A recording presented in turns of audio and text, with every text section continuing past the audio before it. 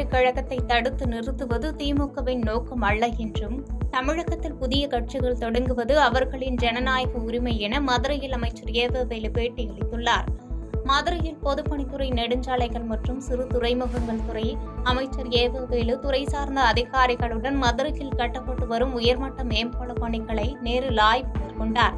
பின்னர் செய்தியாளர்களை சந்தித்த அவர், நடிகர் விஜயின் கட்சி மற்றும் படத்தை திமுக தடுக்க முயற்சிப்பதாக கூறுவது தவறான செய்தி என்றும், நடிகர் விஜய் கட்சி தொடங்கிய போது அமைச்சர் உதயநிதி ஸ்டாலின் அவருக்கு வாழ்த்துக்கள் தெரிவித்துள்ளார் என்றும் கூறினார்.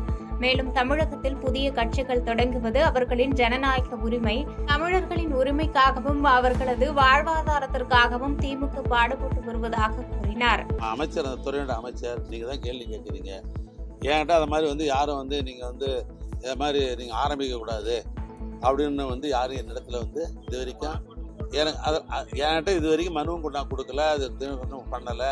ஏன்னா இது கிட்டத்தட்ட இந்த துறையை பொறுத்தளவுக்கு 1500க்கும் மேற்பட்டவர்கள் இந்த துறையில் பயணிக்கிறார்கள்.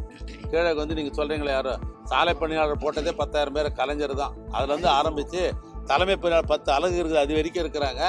அதனால் யாரும் இது மாதிரி எல்லாம் ஆரம்பிக்கக்கூடாது, போகக்கூடாது அப்படின்னு சொல்லிட்டு யாரும் என்னிடத்துல இது வரைக்கும் மனு கொடுக்கல. தன்னுடைய அதிருப்தியும் தெரிவிப்பதில் நன்றி, வணக்கம். தேமுதிக மதுரை புறநகர் வடக்கு மாவட்டம் மதுரை கிழக்கு ஒன்றிய செயலாளர் தவமணி இல்ல திருமண விழாவில் கலந்து கொண்ட தேமுதிக பொதுச் செயலாளர் பிரேமலதா விஜயகாந்த் பின்பு செய்தியாளர்களை சந்தித்து பேசினார்.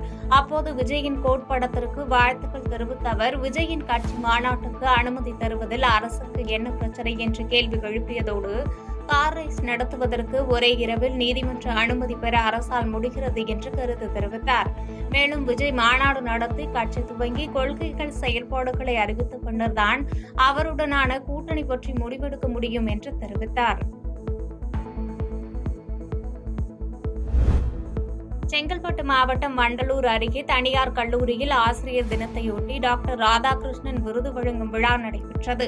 இதில் தமிழகத்தை சேர்ந்த 385 ஆசிரியர்களுக்கு நல்லாசிரியர் விருதுகள் வழங்கும் நிகழ்ச்சியில் அமைச்சர்கள் உதயநிதி, அன்பில் மகேஷ் பொய்யாமொழி, தாமு அன்பரசன் உள்ளிட்ட பலர் கலந்து கொண்டு ஆசிரியர்களுக்கு விருதுகளை வழங்கினர். நிகழ்ச்சி முடிந்த பின்பு செய்தியாளர்களை சந்தித்த பள்ளிக் கல்வித்துறை அமைச்சர் அன்பில் மகேஷ் பொய்யாமொழியிடம் PM ஸ்ரீ பள்ளி குறித்து ஆளுநர் பேசிய கருத்து குறித்து செய்தியாளர்கள் கேள்வி எழுப்பிய போது பதிலளிக்காமல் சென்றது சற்று சலசலப்பை ஏற்படுத்தியது.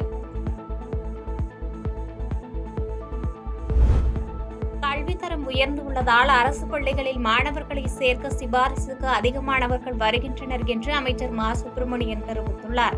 சென்னை கிண்டி மடுவின்கரை 5 பார் லாங் சாலையில் சென்னை மேல்நிலைப்பள்ளி வளாகத்தில் புதிய 3 அடுக்கு பள்ளி கட்டட திறப்பு விழா நடந்தது. மருத்துவ மற்றும் மக்கள் நல்வாழ்வுத்துறை அமைச்சர் மா. சுப்பிரமணியன் கலந்து கொண்டு புதிய பள்ளி கட்டிடத்தை திறந்து வைத்தார். பின்னர் தனியார் நிறுவனம் வழங்கிய ரூபாய் 1,50,00,000 மதிப்பிலான இருக்கைகளை ஒப்படைத்தார். பின்னர் விழாவில் பேசிய அமைச்சர் மா. சுப்பிரமணியன், அரசு பள்ளிகளில் மாணவர்கள் சேர்க்கை உயர்ந்து வருகிறது. அரசு பள்ளிகளில் சேர்க்க அமைச்சர் MLA-க்களிடம் சிபாரசு கேட்கின்றனர். தொடக்க கல்வி மட்டுமல்லாமல் உயர்கல்வியிலும் மாணவர்கள் சேர்க்கை உயர்ந்துள்ளது என்று பெருமிதம் கொண்டார். பாதகம் செய்பவரை கண்டால் நாம் பயங்கொள்ளலாகாது பாப்பா, மோதி மிதித்து விடு பாப்பா, அவர் முகத்தில் உமிழ்ந்து விடு பாப்பா. அண்மை செய்திகளை உடனுக்குடன் தெரிந்து கொள்ள இணைந்திருங்கள் இயம்நாடு தொலைக்காட்சியுடன்.